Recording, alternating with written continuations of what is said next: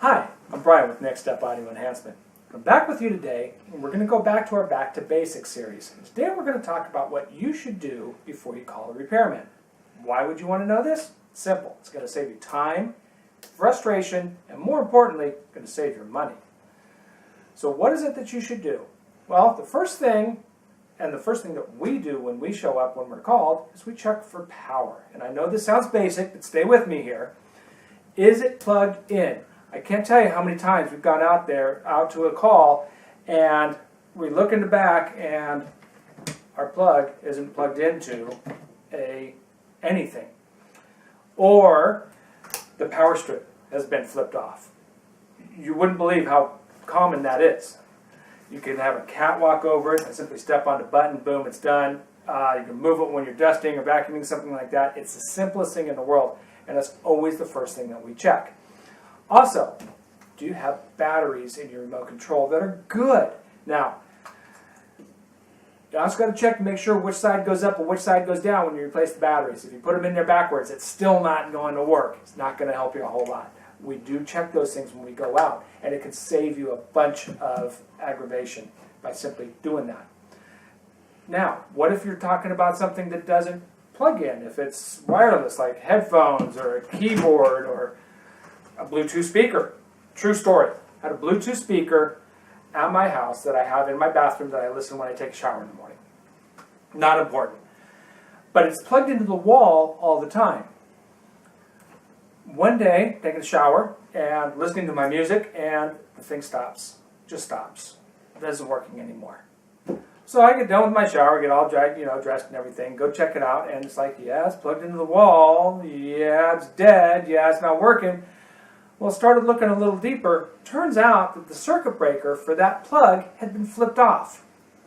Don't know how, don't know what happened, flipped it back on, haven't had any issues with it since, but it was one of those things where it didn't have power, and it didn't know it for a couple of days because the battery in the device was working, and it was working just fine up until it wasn't.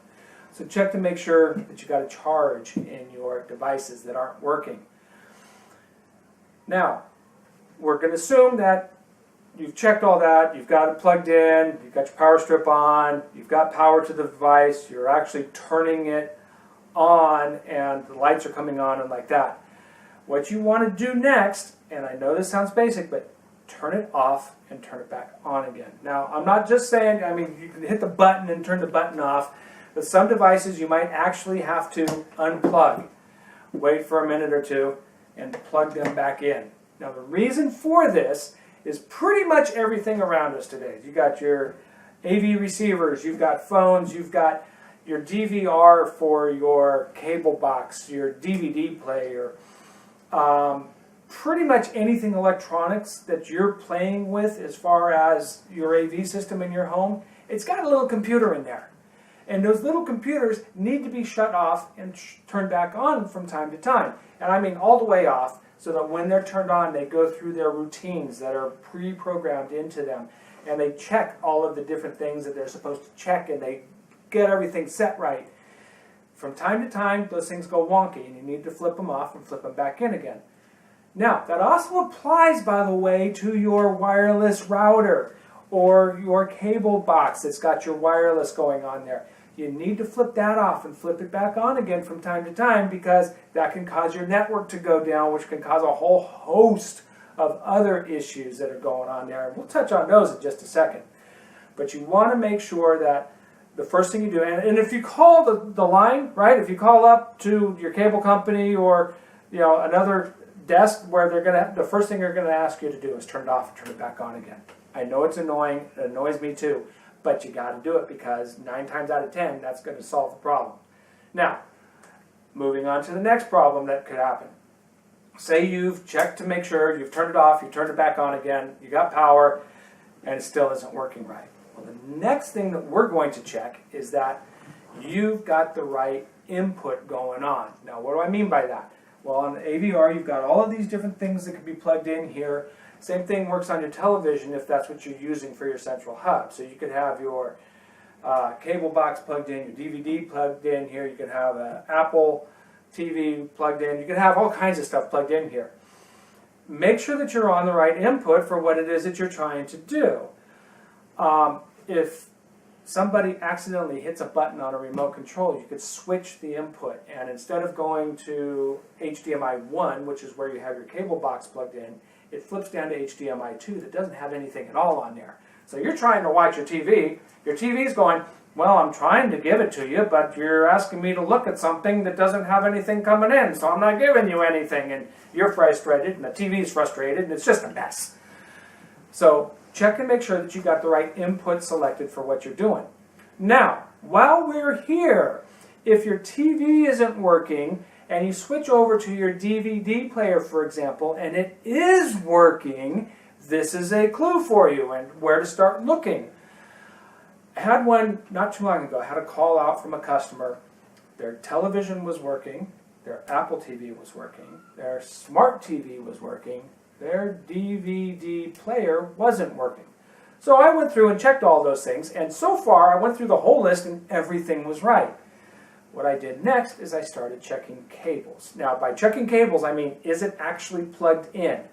And you'd be surprised, because again, if you dust or move things around, or if you have pets or whatnot, those cables can become jostled, and if they get in there, you know, kind of a little cattywampus, they won't make a full connection, and that could be a problem. So you actually want to physically unplug your cable and plug it back in again to make sure that it's actually in there and making good contact. Now, in this particular case that I'm talking about, that's exactly what I did. I went to the TV and I unplugged it, plugged it back in, still no difference. I went to the DVD player and I unplugged the cable, and this is what I found. Now, you may not be able to see that real well, but you'll notice the metal end on this. There's no metal end on this. It's because that stayed in the back of the DVD player. Found the problem! The cable failed. Now, that doesn't happen very often, but it does happen. I mean, this looks like a pretty good quality cable, right? Yeah, didn't work out so well. Put a new cable in place, plugged it all in, boom, popped right up, no problem. So, check to make sure that everything's plugged in, and it's, you know, unplug it, plug it back in. I had another one not too long ago. That's all I did. I unplugged the cable, I plugged it back in again, boom, everything came up, it was hunky-dory. Weirdest thing. So check that. It's a simple thing. You can do that at home. I'm going to do it when I come out there. I just cost a lot more money. So try it yourself first. Now, back to the network thing. Remember I told you got to turn your router off and turn it back on again from time to time. When we're on networks, if you do that, know that some of the devices that you have in your home that rely on wireless signals may not pick up the network again. I'll give you a great example. We had to do that here in the studio where we actually turned our router off and then turned it back on again to reset it. Guess what?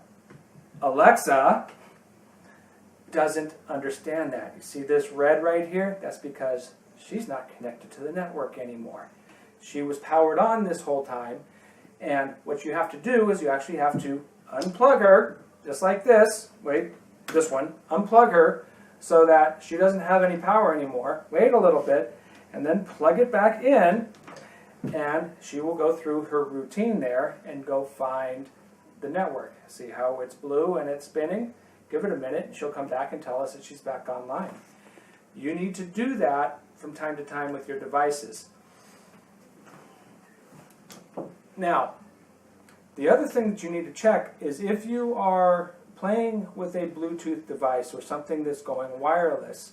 Remember we talked about sources and making sure your inputs are at the right place. Make sure that the place that you're going, either online or with your service or whatnot, actually has something broadcasting. I'll be the first one. I love my XM radio. It drops from time to time. TuneIn is another one that from time to time it just plain drops, and dead air. I mean, dead air is never supposed to happen, but it does. So make sure, check a different site when you're dealing with networks and see if that site is actually broadcasting. Because it may not be anything at all with your equipment. It may be something at the source. So check that. Make sure that you actually have content coming to you. Try a different channel. Try a different location for whatever it is that you're dealing with. Try, a different service. Go from Spotify over to XM or onto Pandora or one of those other guys, just to make sure that there's something that's actually being broadcast. If it's still not working, we still have some other options here. So we've covered power, we've covered power cycling, we've covered your input, we've covered your cables, we've covered the outside networks. What if it's something even more simple than that? What if you just don't have any sound? You've got a picture up there, but there's nothing. Yeah, not good, right? So what you want to do, first of all and foremost, check and make sure that you're not muted. Okay? That happens. You hit the wrong button on your remote, you forget about it, you've muted your cable box. Your AV receiver may still be going just fine, but it's not getting any sound signal in because you've muted the cable box. Or the cable box is fine, your sound receiver is muted. Or your TV is muted. Or check and make sure that you don't have it on mute. Check, make sure that your volume is set right. Raise it up and lower it down a little bit. Now don't put it all the way up to the top there, because when you do find it, you're going to blow your speakers out, blow your ears out, and your neighbors three doors down are going to know that you had an issue here. So make sure you got it set to the right level so that when we do figure out what's going on here, it's not going to blow up on you.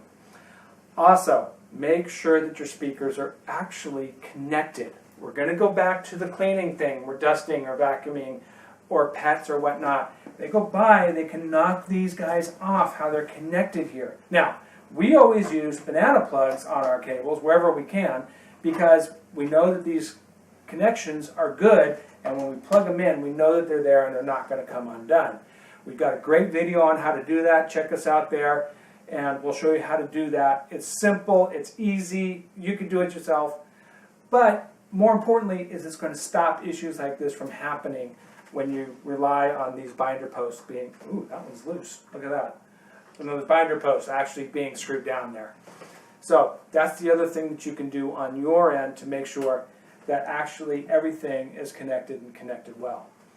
Now, beyond this, if we've checked all the mechanical aspects of what's going on, there's only a couple of things left over. What we've done here is we've gone through the process of elimination, and now we're getting into areas that some people may not want to play. Now, we may be going into settings, or somebody's gone in and muffed about in with the actual settings of the device itself. That happened to me not too long ago, and actually what happened was somebody said, oh, well, we'll try to hook it up like this, and they went and played around with cables and whatnot and decided they couldn't do it, put it all back together again, but when they pushed whatever it was back into the space, one of the cables wasn't all the way in, it was only halfway in, so it wasn't happening. And I went right back again to checking all the cables, and I found when that was loose, I plugged it back in, everything came back up again. But if it's a settings issue where someone's gone in and played with the settings of your device, you may not feel comfortable going in there. That's a legitimate call to somebody, a service professional like myself, where we can come out and go through the settings and play there. If you're comfortable going in there, you can go in and see if it looks right. Maybe something obvious jumps out at you. If not, again, call a pro. The last option that can happen here, and this does happen from time to time, is hardware fails.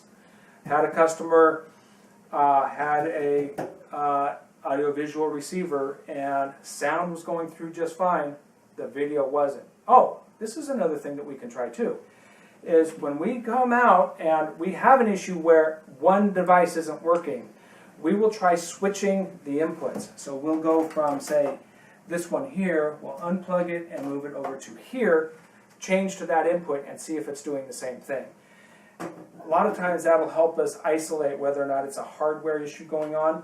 In this case, it actually happened to be where the sound was working fine, but the video circuitry within the audiovisual receiver had fried and wasn't working anymore. So we ended up having to replace the receiver. But that can happen too. Again, this is something where we've gone through the process of elimination, and whatever's left after we've eliminated everything else, no matter how out in the left field it might be, has got to be the right solution, right? Hopefully we've given you some tips here on what to do and what not to do as far as figuring out what's going on for yourself. Hopefully we've showed you a way to save you some money, save you some frustration, and better yet, get everything up and running the way it should be. Now, if you've liked this video, go down and hit the like button for us. Subscribe to our channel for us. We've got a lot of great stuff on there. Check us out on our YouTube channel. There's lots of other videos there. Check our website out. It's right here below me on this shot. It's also a link below this video in YouTube. Click on it. You can go right there. We got other videos. We have articles. We have all kinds of great stuff on there for you. Also, we are on social media. Oh my goodness. We've got Facebook. We got Twitter. We got Flipboard. We got Google. There's 3 or 4 I'm sure that I'm missing on there too. If you prefer that platform, go on to one of those platforms. Like us there. Like our pages. Follow us, and you get notifications of what's coming up, what we're producing, and you'll be able to see them there. So go check us out on all of those formats as well. And at the end of the day, take a little time. Go through the steps. You can save yourself an awful lot of money. Thank you for watching. Happy viewing.